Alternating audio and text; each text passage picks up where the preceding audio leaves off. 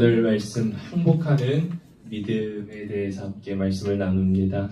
함께 예배드리는 여러분들을 주님의 이름으로 축복합니다. 주님 앞에 나오신 여러분들에게 하나님의 큰 은혜가 임할 것입니다. 오늘은 3월 첫째 날이에요.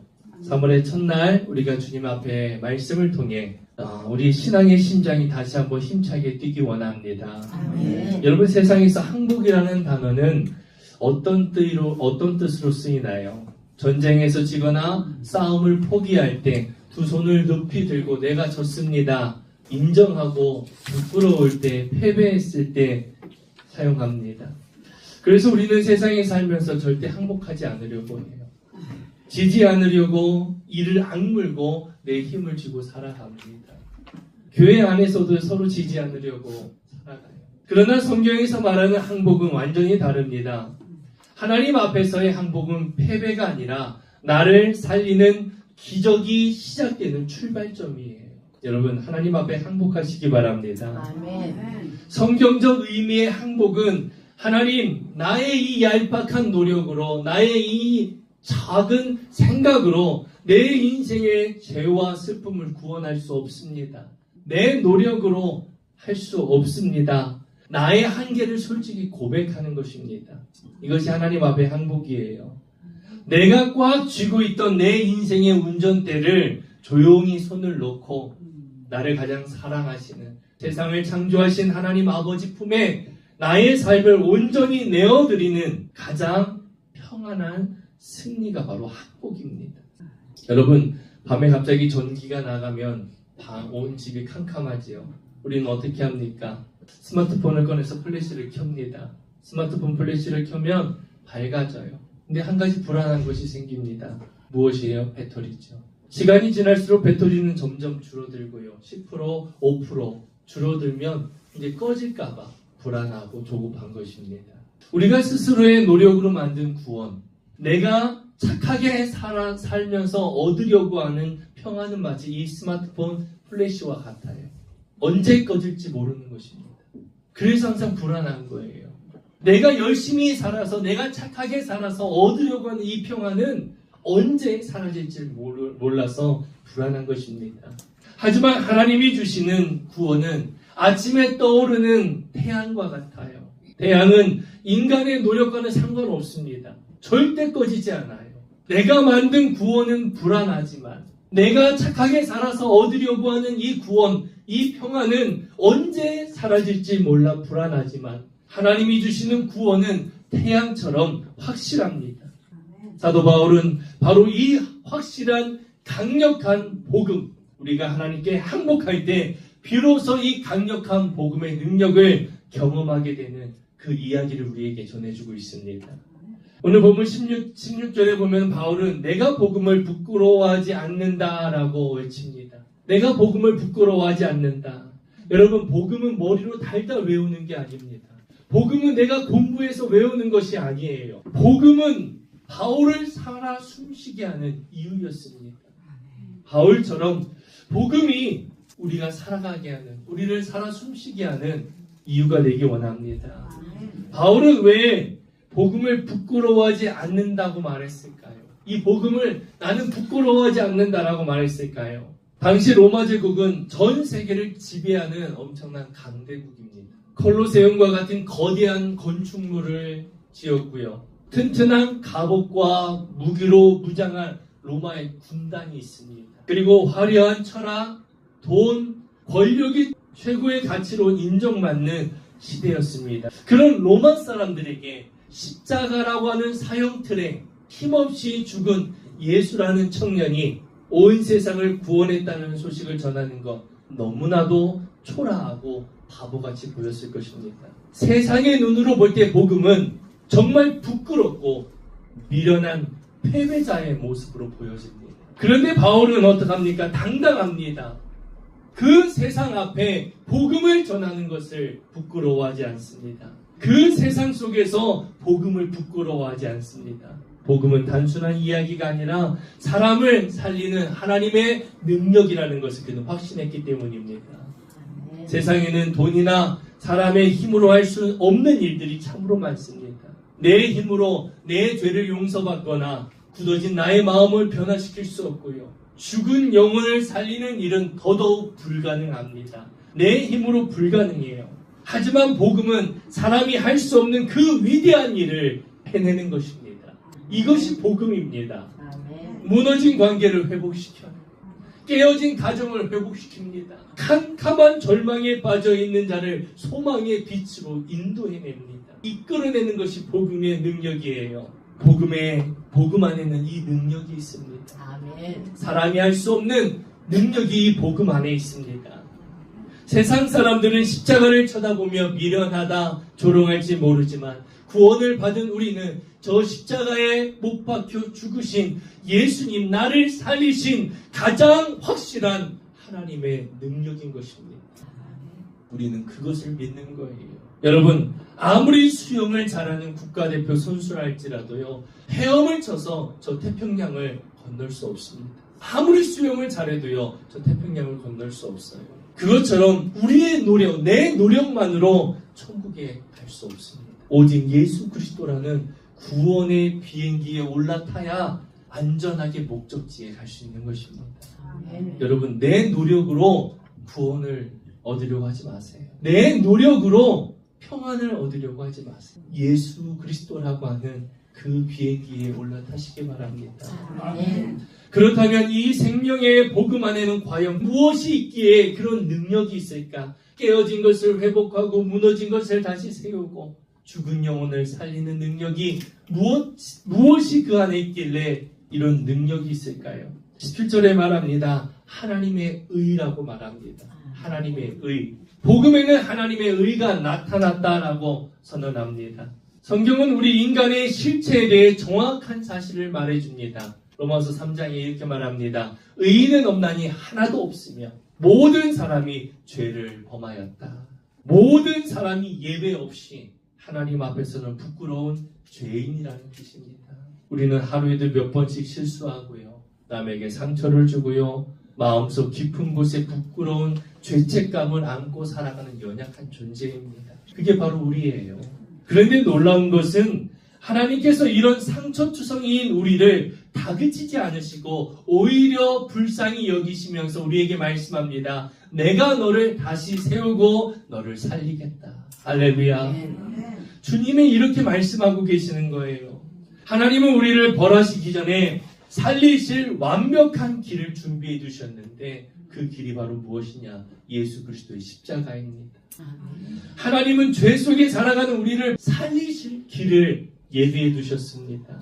여러분, 십자가에서는 믿기 힘든 엄청난 기적이 일어났습니다. 내 힘으로는 도저히 갚을 수 없는 수십억, 수백억의 엄청난 빚을 졌다고 한번 상상해 보세요.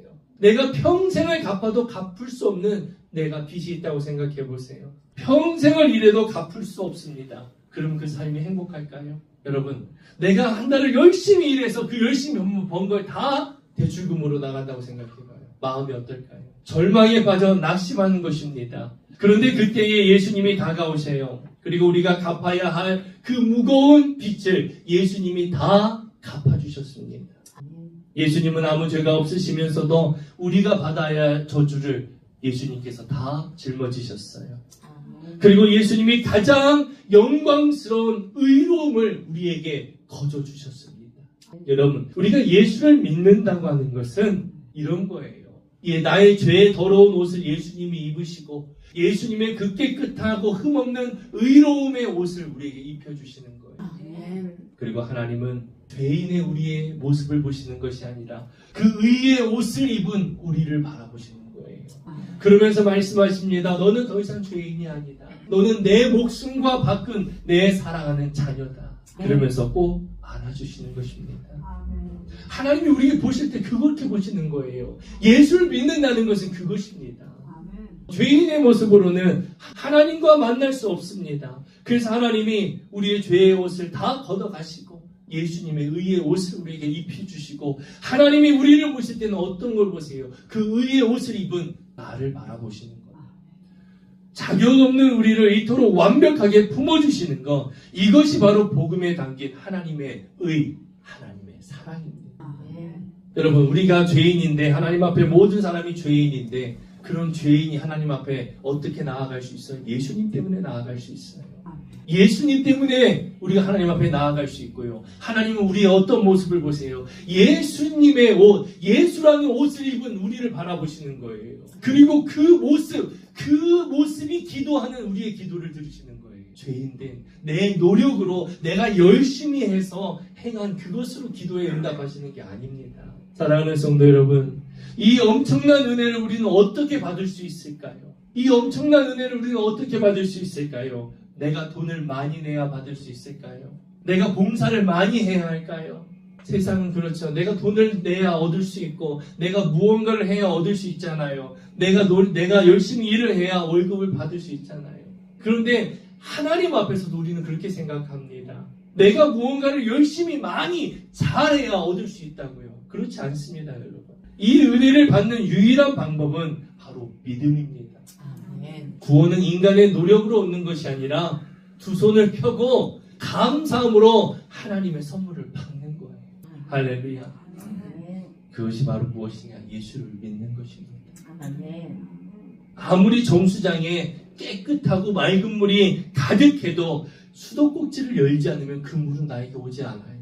아무리 깨끗한 물이 가득 차 있어도요, 내가 이 수도꼭지를 틀지 않으면 그 물은 나에게 오지 않고 사용할 수 없습니다. 바로 내가 두 손을 펴고 감사함으로 하나님의 선물을 받는 것이 이거와 같아요. 하나님의 십자가를 통해 모든 사람을 위해 구원의 은혜를 완벽하게 다 준비해 두셨습니다. 정수장에 깨끗한 물이 가득한 것처럼 하나님께서 다 준비해 두셨어요. 십자가의 저수지에는 은혜가 흘러 넘칩니다. 이제 우리가 해야 할 일은 단 하나예요. 무엇이에요? 내 교만을 꺾고 내 고집을 꺾는 것입니다. 여러분, 하나님 아닌 다른 대안이 있다고 믿는 것이 교만입니다. 하나님 아닌 다른 대안이 있다고 믿는 것이 뭐라고요? 교만이에요. 우리는 이 교만을 꺾어야 합니다. 이 고집을 버려야 합니다. 내 인생과 내 자녀를 내 힘으로 다 할 수 있다고 생각하는 것, 이것이 고집이에요. 깊은 물에 빠져 허우적거리는 사람이 있습니다. 구조대원이 구명 튜브를 던져주었어요. 그런데 이 사람이 이렇게 말합니다. 내 힘으로 헤엄쳐 나갈 수 있어요. 이렇게 말하고 버티는 게 뭐예요? 교만이에요. 교만. 내 힘으로 하겠다고 하는 것이 교만입니다. 내 힘으로 안 되는구나 인정하고 구조대가 던져준 튜브를 붙잡는 것, 이것이 고집을 꺾고 항복하는 믿음입니다. 오늘 본문 17절에 말씀합니다. 오직 의인은 믿음으로 말미암아 살리라. 의인이 누굽니까? 예수님을 믿고 나의 죄를 회개한 자, 예수님의 옷을 입은 자가 의인이에요. 의인은 어떻습니까? 믿음으로만 살아간다는 것입니다. 하나님 아닌 다른 대안이 나에게 있으면 그건 믿음으로 살아가는 게 아닙니다. 이런 분이 있어요.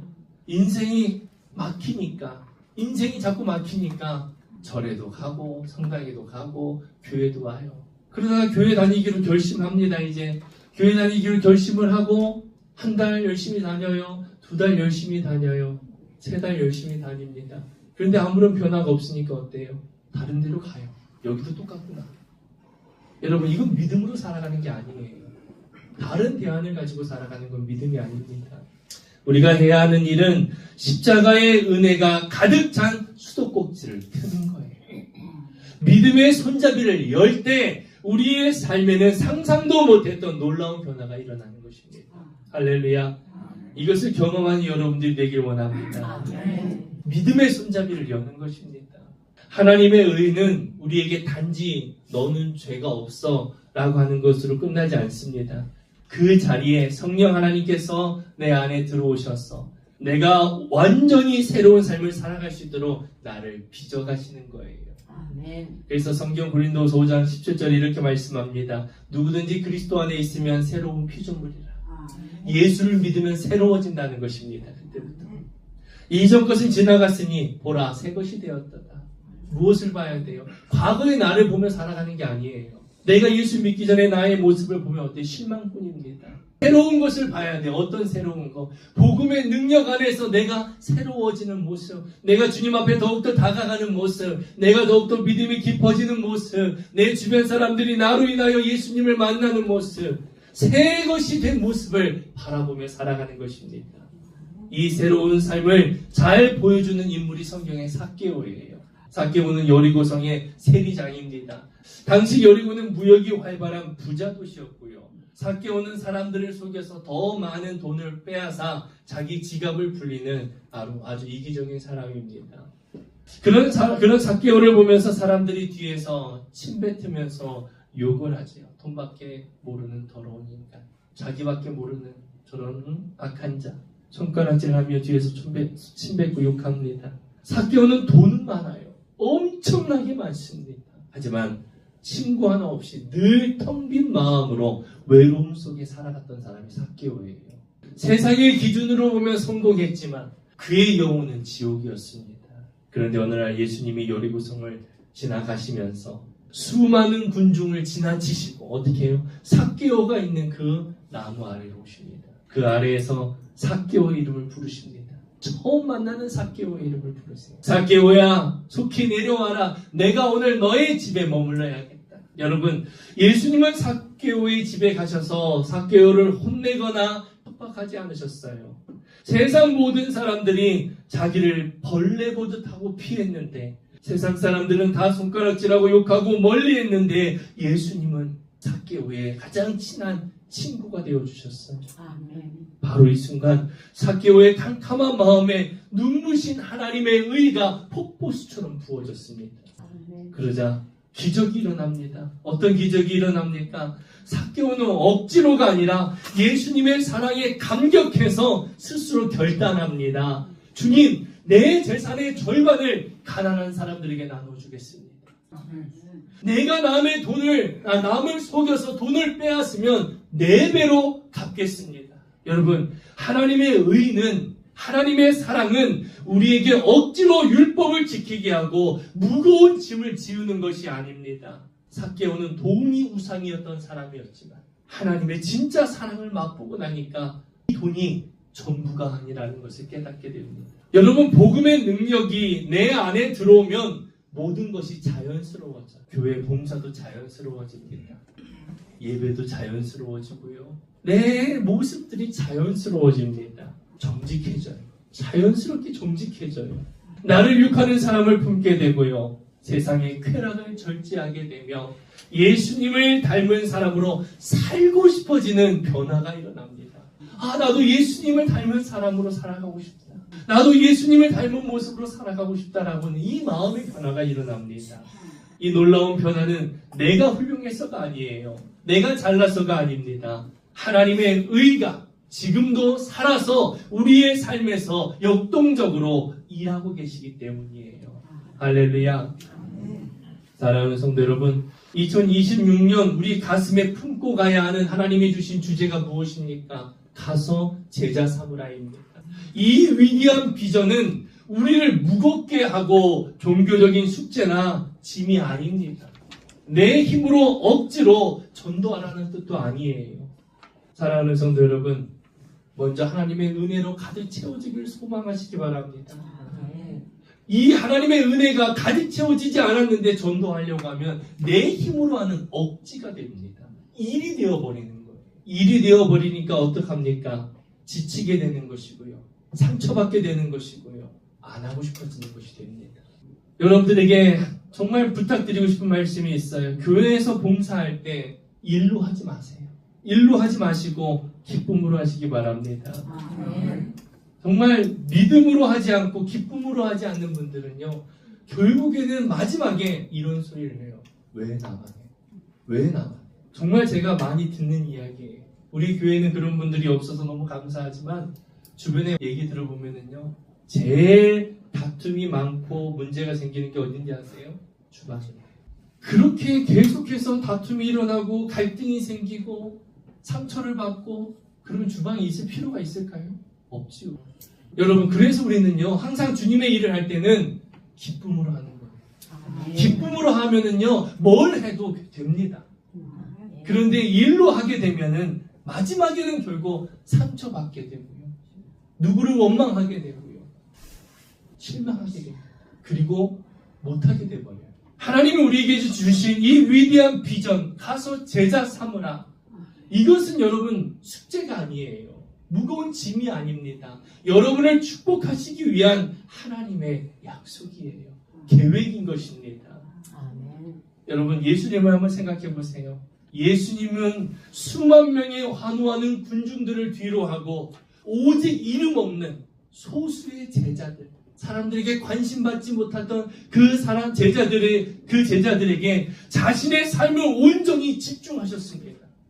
권력 있는 사람들도 아니고요, 명예 있는 사람들도 아니고요, 높은 위치에 있는 사람들도 아닌 사람들에게 인정, 관심조차 받지 못하는 그 이름 없는 제자들, 그들에게 예수님은 온전히 집중하셨어요. 왜 그랬을까요?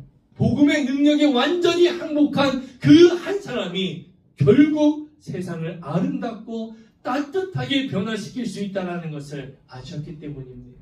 누구에게요? 항복한 그 한 사람. 사랑하는 성도 여러분, 완전히 항복한 그 한 사람이 되기를 원합니다. 예수님은 그 완전히 항복한 그들에게 집중하셨어요. 여러분, 복음을 부끄러워하지 마세요. 우리 안에 있는 복음은 세상을 이기는 위대한 능력입니다. 이 구원의 능력을 가슴에 품고 여러분의 삶의 자리에서 예수님의 향기로 참된 제자로 살아가기를 축복합니다. 일터에서 세상 사람들과 똑같이 작은 이익 때문에 다투지 마세요. 하나님이 예수님의 목숨값으로 여러분을 사신 은혜를 기억하시면서 조금 억울하더라도 묵묵히 정직하게 일하세요. 아들의 생명을 내어주시고 산 사람이 바로 여러분입니다. 여러분은 그런 귀한 존재예요. 지친 동료가 있다면 따뜻한 위로의 말을 건네며 작은 삭개오가 되어보시기 바랍니다. 내 삶의 문제를 내 힘으로 해결하려고 하는 손을 조용히 내려놓으세요. 내 힘으로 하려고 하는 것을 내려놓으세요. 우리를 새롭게 하시고 영원한 생명으로 이끄시는 예수님이라는 가장 안전한 비행기에 믿음으로 항복하고 올라타시기 바랍니다.